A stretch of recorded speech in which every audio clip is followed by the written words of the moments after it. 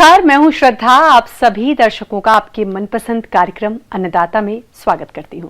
किसान हमारे अन्नदाता हैं और उनकी उन्नति में ही राज्य की प्रगति है। ऐसे ही भारतीय किसानों को खेती-बाड़ी से जुड़ी हुई बहुत सी नई लाभकारी जानकारियां देने के लिए हर रोज सुबह हम आपके साथ आते हैं। तो चलिए कार्यक्रम शुरू करने से पहले देखते हैं क्या है आज के अन्नदाता में। गेहूं की फसल में उचित समय पर सिंचाई करके लें अधिक उपज।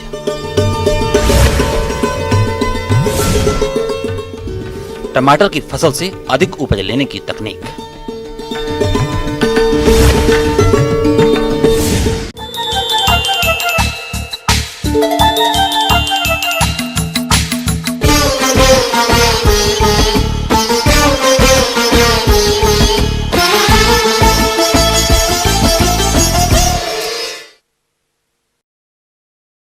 हमारे राज्य के जिन किसान भाइयों ने गेहूं की बुआई कर ली है, उनकी फसल अभी बढ़वार की अवस्था पर है और इस फसल की आगे भी अच्छी बढ़वार हो, इसके लिए जरूरी है कि पानी की उपलब्धता के अनुसार फसल की क्रांतिक अवस्थाओं पर सिंचाई की जाए। तो किसान भाइयों, आप गेहूं की फसल से अधिक पैदावार लेने के लिए सिंचाई कब करें, आइए जानते हैं कार्यक्रम की इस विशेष प्रस्तुति के माध्यम से।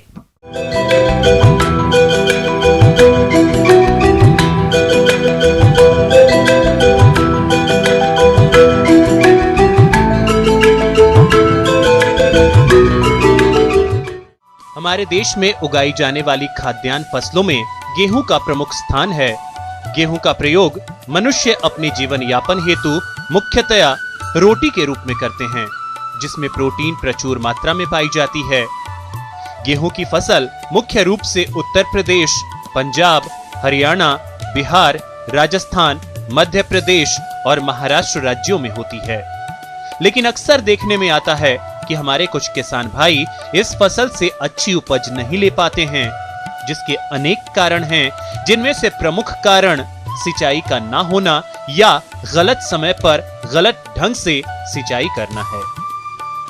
किसान भाइयों, गेहूं की फसल में सिंचाई जल की उपलब्धता, मिट्टी की किस्म और मौसम इत्यादि पर निर्भर करती है। जहां तक गेहूं के पौधों के जीवन चक्र की बात है, तो इसकी कुछ ऐसी अवस्थाएं होती हैं जिनको हम अच्छी तरह पहचान सकते हैं और इन अवस्थाओं पर यदि सिंचाई करें तो गेहूं की फसल से अच्छी पैदावार मिलती है। इसलिए किसान भाइयों, गेहूं की फसल में पहली सिंचाई मुख्य जड़ बनते समय 20 से 25 दिन पर करें। दूसरी सिंचाई कल्लों के विकास के समय 40 से 45 दिन पर करें। तीसरी सिंचाई तने में गांठ पड़ते समय 60 से 65 दिन पर। चौथी फूल आते समय 80 से 85 दिन पर। पांचवी दानों में दूध पड़ते समय 100 से 105 दिन पर। और छठी सिंचाई बालियों में दाना सख्त होते समय 115 से 120 दिनों पर करनी चाहिए। किसान भाइयों, पौधों की बढ़वार के लिए प्रत्येक अवस्था में पानी की आवश्यकता पड़ती है। वैज्ञानिक परीक्षणों से यह पता चलता है कि पौधों के जीवन चक्र में कुछ ऐसी अवस्थाएं होती हैं जिस पर सिंचाई न करने पर हानि पहुंचती है।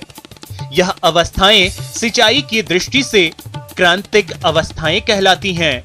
पानी की उपलब्धता के अनुसार किसान को गेहूं की फसल में सिंचाई इस तरह से करनी चाहिए। गेहूं में सबसे ज्यादा नुकसान मुख्य जड़ बनते समय सिंचाई न करने से होता है। जिन किसान भाइयों के पास पानी केवल एक सिंचाई के लिए उपलब्ध है, तो यह सिंचाई मुख्य जड़ के विकास की अवस्था में कर देनी चाहिए, जो बुआई से 21 दिन पर करनी चाहिए। दो सिंचाइयों के लिए यदि पानी उपलब्ध है, तो पहली सिंचाई मुख्य जड़ के विकास के समय तथा दूसरी फूल आते समय करनी चाहिए।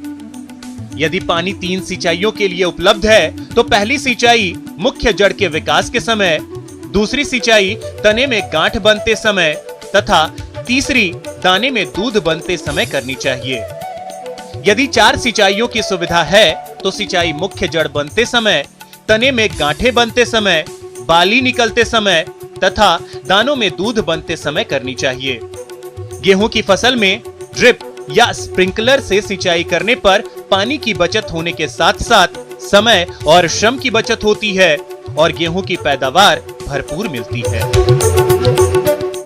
किसान भाइयों, अभी तक आपने खेती से जुड़ी हुई कुछ उपयोगी जानकारियां देखी। अब लेते हैं एक छोटा सा ब्रेक, जल्द ही लौटेंगे और कार्यक्रम में आगे भी हैं खेती बाड़ी से जुड़ी महत्वपूर्ण जानकारियां, तो बने रहिए हमारे साथ।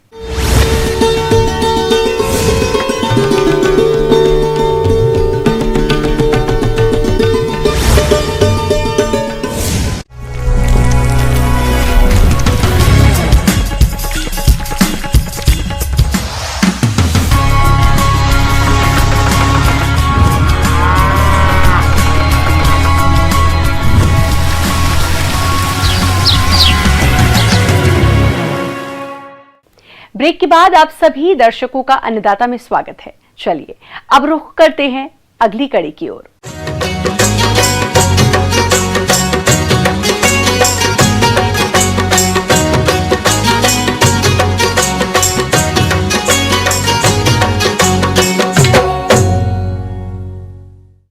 टमाटर की बढ़ती मांग को देखते हुए किसान भाई इसकी वर्ष भर खेती करने लगे हैं।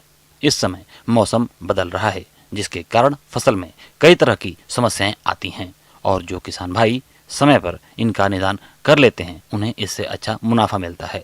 तो किसान भाइयों, टमाटर की फसल से अधिक उपज लेने के लिए कौन कौन से उपायों को अपनाएंगे, इसके बारे में जानकारी दे रहे हैं कृषि अधिकारी सुरेश यादव।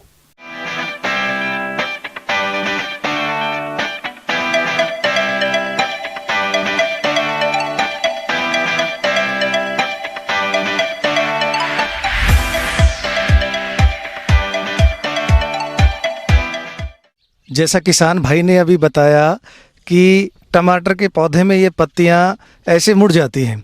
देखिए, ये एक वायरल जनित बीमारी है और इस बीमारी को हम पर्णकुंचन या मोज़ेक रोग कहते हैं। और ये जो रस चूसने वाले कीट हैं, जैसे सफ़ेद मक्खी की द्वारा संचारित होती है और जो इसका प्रकोप होता है वो अत्यधिक मात्रा में और कुछ ही समय में संपूर्ण टमाटर की फसल को ये खराब कर देती है। टमाटर की बाजार मांग वर्ष भर होने से किसानों को इसकी खेती से अच्छी आय मिलती है, लेकिन इसकी खेती में समस्याएं भी अधिक आती है। जो किसान समय पर इसका समाधान कर लेते हैं वे टमाटर की खेती से मालामाल हो जाते हैं। आइए एक नजर डालते हैं टमाटर की फसल में आने वाली समस्याओं के समाधान के बारे में, जो इस प्रकार से है। तो इसमें पत्तियां बिल्कुल मुड़ जाती हैं, पौधे की वृद्धि रुक जाती है और फूल भी झड़ जाते हैं। तो इसकी समस्या से हमें निजात पाने के लिए किसान भाइयों को रस चूसक कीटों का नियंत्रण करना चाहिए। जैसे अगर बात करते हैं तो किसानों को, जैसे टमाटर का छोटा पौधा रहता है तो उपयुक्त वानस्पतिक कीटनाशी जैसे नीम तेल होता है, नीम बीज शत होता है, नीम पत्ती शत होता है, समय समय पर इनका छिड़काव करते रहना चाहिए ताकि रस चूसक कीटों का प्रकोप नहीं हो। और अगर उग्र अवस्था में ये रोग दिखाई दे तो इसके लिए उपयुक्त कीटनाशी जैसे 100 ml इमिडाक्लोप्रिड लगभग 200 लीटर पानी में घोलकर और छिड़काव करना चाहिए। तो ये समस्या का किसान भाइयों का समाधान हो सकता है। टमाटर की फसल को पर्णकुंचन विषाणु रोग से बचाव के उपाय इस प्रकार से हैं। पर्णकुंचन रोग से ग्रस्त पौधों को उखाड़कर नष्ट कर देना चाहिए। खेत में निराई गुड़ाई करके फसल को खरपतवारों से मुक्त रखें। विषाणु रोग से बचाव के लिए उचित फसल चक्र अपनाएं। टमाटर की विषाणु रोग प्रतिरोधी या सहनशील किस्में लगाएं तो इस रोग से काफी हद तक बच सकते हैं। टमाटर की फसल में जड़ गलन का प्रकोप होता है। ये रोग एक कवक जनित रोग होता है और इस रोग की निजात के लिए किसान भाइयों को उपयुक्त कवकनाशी की ड्रेंचिंग करना चाहिए। अगर किसान भाई ड्रिप सिंचाई पद्धति का उपयोग करते हैं तो उनको ड्रिप सिंचाई पद्धति के माध्यम से जैसे बावास्टिन, कार्बेंडिजियम इनका ड्रेंचिंग करके और इस जड़ गलन रोग को भी नियंत्रित कर सकते हैं। टमाटर की फसल में फूल झड़ने और पौधों की बढ़वार रुक जाने की मुख्य समस्या है। किसान इसका समय रहते समाधान किस तरह से करे जिससे टमाटर फसल की अच्छी बढ़वार हो और अधिक फूल फल लगे और भरपूर पैदावार मिले। पौधों की वृद्धि की जो बात हो रही है कि पौधे वृद्धि नहीं कर रहे हैं और जो फूल झड़ रहे हैं, सबसे पहले तो टमाटर की फसल में रोग और जो कीटों का प्रकोप होता है, इनको सही समय पर हमें नियंत्रित करना चाहिए और पौधे को पोषक तत्वों की पूर्ति करनी चाहिए। जैसे अगर पोषक तत्वों की बात करते हैं तो वाटर सॉल्युबल जो फर्टिलाइज़र आते हैं, जल में घुलनशील उर्वरकों का उपयोग करना चाहिए। और अगर फिर भी अधिक फूल झड़ने की समस्या होती है तो किसान भाई सूक्ष्म पोषक तत्वों का छिड़काव जैसे बोरेक्स तत्वों का छिड़काव कर भी फूल झड़ने की समस्या को कम कर सकते हैं।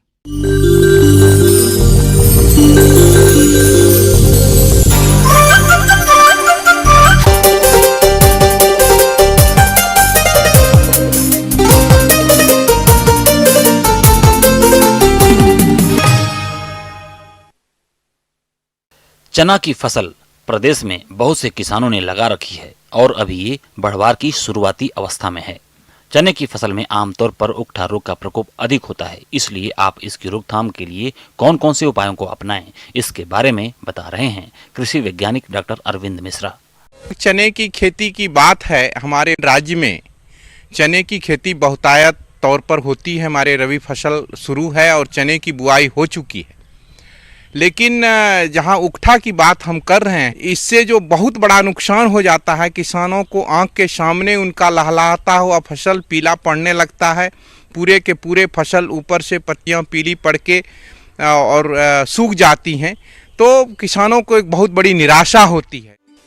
चने में उकठा रोग फ्यूजेरियन ऑक्सीस्पोरस फफूंद के कारण होता है। गर्म व नमी वाला वातावरण इसके लिए अनुकूल होता है। मौसम में बदलाव और बार बार खेत में एक ही फसल लगाने पर चने की फसल में उकठा रोग लगने की संभावना बढ़ जाती है। यह सामान्यतः मृदा और बीज जनित बीमारी है, जिसकी वजह से 10 से 12% तक पैदावार में कमी आती है। यह पौधे के जीवन काल में कभी भी हो सकता है। इसके लक्षणों की बात करें तो रोग ग्रसित चना के पौधे के ऊपरी हिस्से की पत्तियां और डंठल झुक जाते हैं। चना का पौधा सूखना शुरू कर देता है और मरने के लक्षण दिखाई देने लगते हैं। सूखने के बाद पत्तियों का रंग भूरा या तने जैसा हो जाता है। वयस्क और अंकुरित पौधे कम उम्र में ही मर जाते हैं एवं भूमि की सतह वाले क्षेत्र में आंतरिक उत्तक भूरे या रंगहीन हो जाते हैं। यदि तने को लंबवत चीरा लगाएंगे तो तंबाकू के रंग की तरह धारी दिखाई पड़ती है, लेकिन यह पतली और लंबी धारी तने के ऊपर दिखाई नहीं देती है। ऐसे में किसान सही प्रबंधन अपनाकर इससे छुटकारा पा सकते हैं। तो चने की खेती की शुरुआत में ही सबसे पहले बीजोपचार से होता है, जहाँ पे हमें चने के बीज की उपचार करने की ज़रूरत पड़ती है।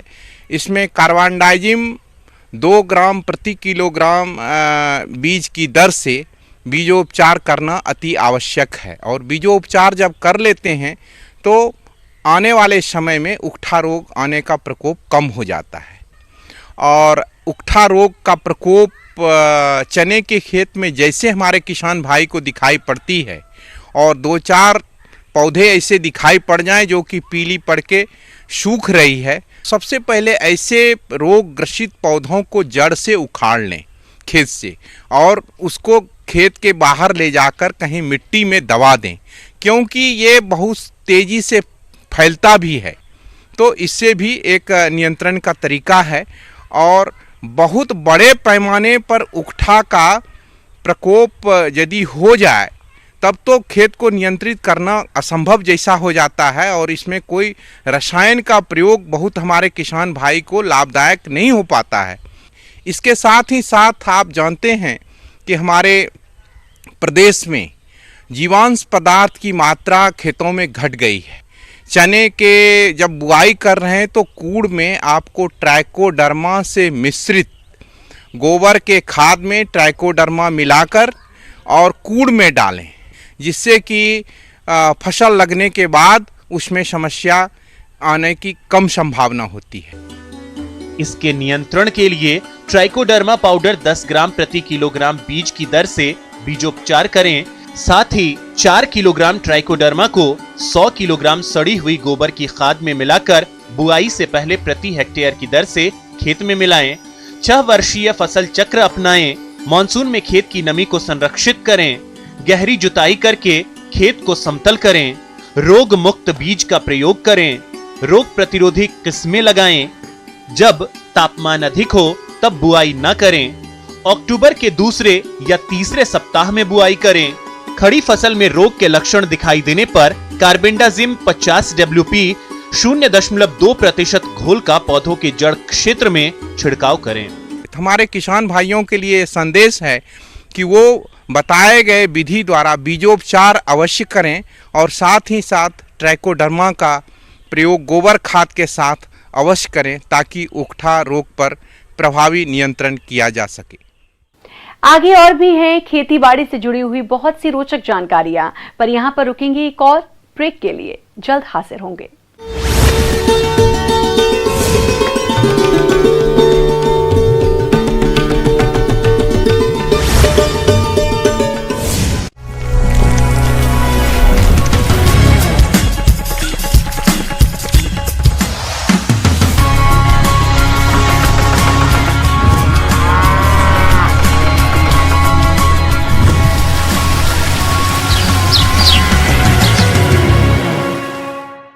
ब्रेक के बाद एक बार फिर से आप सभी दर्शकों का अन्नदाता कार्यक्रम में स्वागत है।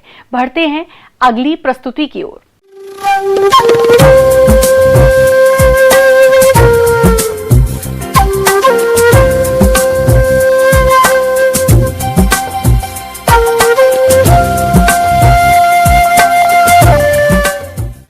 मौसम के अनुसार प्रबंधनों पर ही टिकी है आपकी खेती बाड़ी, इसलिए मौसम पूर्वानुमान और उस पर आधारित साप्ताहिक कृषि सलाह इस प्रकार है।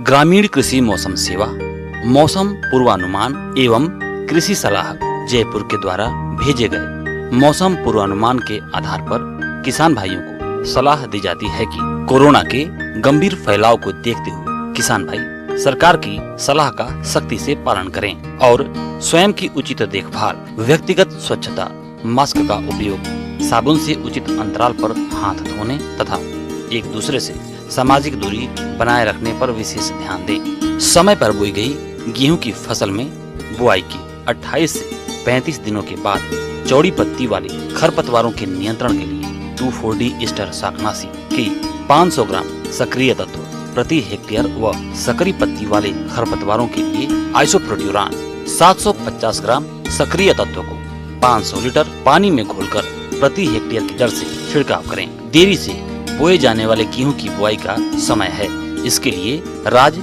3765, राज 3777 एवं राज 4238 देरी से बुआई के लिए उन्नत किस्में हैं। बीज की दर 125 किलोग्राम प्रति हेक्टेयर रखें। सरसों की फसल में मोयला कीट के प्रकोप पर नजर रखें। मोयला कीट का प्रकोप दिखाई देते ही मिथाइल ओडिमेटान 25 EC की 1 लीटर मात्रा प्रति हेक्टेयर की दर से छिड़काव करें। मटर की फसल में फली छेदक लट का प्रकोप दिखाई देने पर एसीफेट 75 SP की 1.5 ग्राम मात्रा प्रति लीटर पानी की दर से घोलकर छिड़काव करें। गोभी और मूली में मोयला कीट के प्रकोप की संभावना है। मोयला कीट के नियंत्रण के लिए एसीफेट 75 SP की 1.5 ग्राम मात्रा प्रति लीटर पानी की दर से घोलकर छिड़काव करें। स्प्रे के बाद 3 से 4 दिनों तक के लिए मूली और फूल गोभी का उपयोग नहीं करें।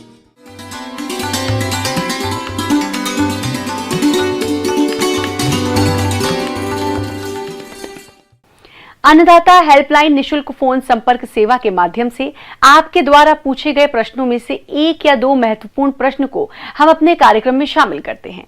इसके तहत आज का चयनित प्रश्न और उसका जवाब इस प्रकार है। आज की अन्नदाता हेल्पलाइन में हमने जिस प्रश्न को शामिल किया है उसे पूछा है गांव बागर, जिला उदयपुर के प्रकाश नंद ने। आपने अमरूद के बाग में कीट और रोगों की रोकथाम के बारे में जानकारी चाहिए है, तो इसके लिए देखिए कार्यक्रम का यह अंश।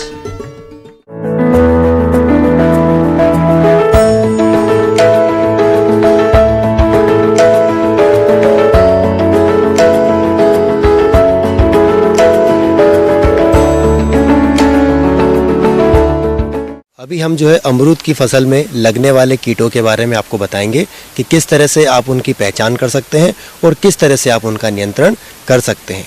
तो जो हमारे मुख्य कीट होते हैं, सबसे पहला जो आपका बहुत ही भयंकर कीट होता है, इसमें फल मक्खी की समस्या पाई जाती है। फल मक्खी जो है आपके फलों पर अंडे देती है और वहीं से जो इसके लार्वा है वो हमारे फल के अंदर चले जाते हैं और उसके गुदे को, जो अंदर वाला भाग होता है फल का, उसको खाकर हमें काफ़ी मात्रा में नुकसान पहुंचाते हैं। और ऐसे जो ग्रसित फल होते हैं फल मक्खी के द्वारा, वो भूमि पर भी गिर जाते हैं, जिससे किसानों को उत्पादन में कहीं ना कहीं काफ़ी मात्रा में नुकसान हो सकता है। किसान भाइयों, अमरूद के बाग को फल मक्खी कीट द्वारा अधिक नुकसान पहुंचाया जाता है, तो आप कैसे करें इसका नियंत्रण? आइए जानते हैं। तो इसे नियंत्रण करने के लिए किसान भाइयों, एक हमारा ट्रैप होता है जिसे हम मिथाइल यूजिनॉन का ट्रैप होता है, उस ट्रैप का उपयोग किया जाता है ताकि नर कीट जो है इसकी ओर आकर्षित होकर उसमें फंस जाते हैं और बाद में हम उन्हें आसानी से नष्ट कर सकते हैं। इसके साथ ही किसान भाइयों, आप इसके नियंत्रण के लिए प्रोपेनोफास 2 ml प्रति लीटर पानी में मिलाकर स्प्रे भी कर सकते हैं और इसके साथ ही आप फल मक्खी से जो है थोड़ा सा प्रकोप से बच सकते हैं, अपनी फसल को बचा सकते हैं। इसके बाद किसान भाइयों, इसमें एक कीट और है जिसे हम मिलीबग के नाम से जानते हैं। आप सभी ने देखा होगा कि आपके पौधों के ऊपर एक मखमली कलर का आपको कीट दिखाई देता है, वाइट कलर का, जो आपके पत्तियों पे भी रह सकता है गुच्छों के रूप में, आपकी टहनियों पे भी रहता है और फलों के ऊपर भी कभी कभी पाया जाता है। ये जो फल होता है मेनली आपके कोमल पत्तियों से, टहनियों से और फलों से रस चूसकर जो है काफ़ी मात्रा में नुकसान करता है। इसलिए इसके नियंत्रण के लिए सबसे पहले तो मैं आपको बताना चाहता हूँ कि ये जो कीट है ये भूमि से हमारे पौधे में आता है। तो इसके लिए हमको सबसे पहले जो हमारी जहाँ पे इसका तना होता है उस वहाँ पे हमको थोड़ी सी मिट्टी को साफ़ करने के बाद आप वहाँ पे फोरेट दवाई का भी उपयोग कर सकते हैं। और इसके बाद ही साथ आप क्या कर सकते हैं कि जो आपका तना है, आपका जो तना लगा हुआ है, उसके 1 फीट ऊपर आप जो है प्लास्टिक की पट्टियां बांध सकते हैं और उन पट्टियों के बीच में आप ग्रीस लगा सकते हैं या चिकनी मिट्टी लगा सकते हैं, ताकि जो इसका लार्वा है वो रेंग कर ऊपर ना चढ़ पाए, हमारे पौधे को नुकसान नहीं कर पाए। ये इसके कंट्रोल के लिए हम कुछ मेज़र अपना सकते हैं। साथ ही साथ मोनोक्रोटोफास का हम उपयोग भी कर सकते हैं या फिर जो क्लोरफाइरिपास दवा होती है उसका स्प्रे भी इसके नियंत्रण के लिए कारगर साबित होता है। इन 2 कीटों के बाद एक कीट और किसान भाइयों उसमें आता है जो आपको काफ़ी मात्रा में नुकसान करता है, जिसे हम छाल भक्षक इल्ली कहते हैं या छाल खाने वाली इल्ली होती है। ये जो इल्ली होती है छाल को खाकर नुकसान करती है और जहाँ पे आपकी शाखाएं निकलती है, जहाँ पे आपकी ब्रांचेस निकलती है, वहाँ पे छिद्र बनाकर इसकी इल्ली जो है आपके तने को खाती है। तने के अंदर जितने भी भाग होते हैं उनको खाकर कहीं ना कहीं ये पोषक तत्वों की कमी पौधों में करती है। इसको कंट्रोल करने के लिए सबसे पहले तो हमें जो छिद्र दिखाई देते हैं जहाँ पे ये एंट्री करती है, उन छिद्रों को हमें पहले साफ़ करना होता है। साफ़ करने के लिए हम किसी भी एक तार का उपयोग कर सकते हैं और एक तार को उसके अंदर घुमा सकते हैं, जिससे कि इसकी इल्ली मर सकती है। जब हमारा वो छिद्र साफ़ हो जाता है या जो जहाँ पे इसका प्रकोप होता है वो साफ़ हो जाता है एरिया, उसके बाद जो है हम इसके अंदर जो है रुई जो होती है हमारी, रुई को हम केरोसिन के तेल में डाल सकते हैं। उसमें जो डाइक्लोरोवास हमारी दवाई आती है उसमें हम उसको भिगोकर उस छिद्र में डाल देते हैं और उसके बाद उस छिद्र को हम चिकनी मिट्टी की सहायता से बंद कर देते हैं, जिससे उसके अंदर फ्यूमिगेशन हो जाता है और कीट जो इल्ली होती है वो उसके अंदर मर सकती है, मर जाती है। अमरूद के बाग को कुछ रोग भी अत्यधिक प्रभावित करते हैं, जिसकी वजह से फल उत्पादन में कमी आ जाती है। तो किस तरह से करें इसका नियंत्रण, आइए जान लेते हैं। उसके बाद एक बीमारी इसके अंदर एंथ्रेक्नोज, जिसे हम श्याम वर्ण कहते हैं, ये भी एक तरह से पौधों की पत्तियों को पीला करता है। पौधों की पत्तियों में काले काले हमको धब्बे दिखाई देते हैं। साथ ही फल जो होते हैं, फलों में भी हमें जो है एंथ्रेक्नोज की समस्या दिखाई देती है। फलों में भी धब्बे हमें देखने को मिलते हैं। इसके नियंत्रण के लिए किसान भाइयों हम जो है कॉपर ऑक्सीक्लोराइड जो दवा होती है उसका 2 ग्राम प्रति लीटर पानी के हिसाब से स्प्रे करेंगे तो थोड़ा हमको कंट्रोल मिल सकता है, थोड़ा कंट्रोल हम इसका कर सकते हैं। इसके बाद एक बीमारी और होती है इसमें जो जिसे हम फल सड़न के रूप में जानते हैं, फ्रूट रोट के रूप में जानते हैं। इस अवस्था में जो आपके फल होते हैं उनपे काले काले धब्बे आपको दिखाई देते हैं। काले काले धब्बों के रूप में फल आपका सड़ना स्टार्ट हो जाता है और जो आपके सड़े हुए फल रहते हैं वो नीचे गिरते हैं, जिससे आपके उत्पादन में कमी आ सकती है।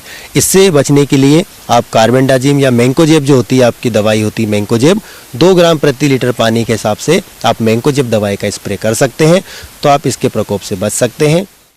किसान भाइयों, अन्नदाता आपकी सेवा के लिए संकल्परत है। कृषि संबंधित समस्या और सुझावों के लिए आप हमें इस पते पर संपर्क कर सकते हैं। प्रोड्यूसर अन्नदाता, news 18 Rajasthan, Ramoji film city, Hyderabad 501512। साथ ही आप हमें ईमेल भी कर सकते हैं। हमारी ईमेल आईडी है p18annadatarajasthan@nw18.com। इसके अतिरिक्त आप हमें निःशुल्क हेल्पलाइन नंबर 18004192 पर सोमवार से शनिवार सुबह 10 से शाम 4 बजे के बीच संपर्क कर सकते हैं।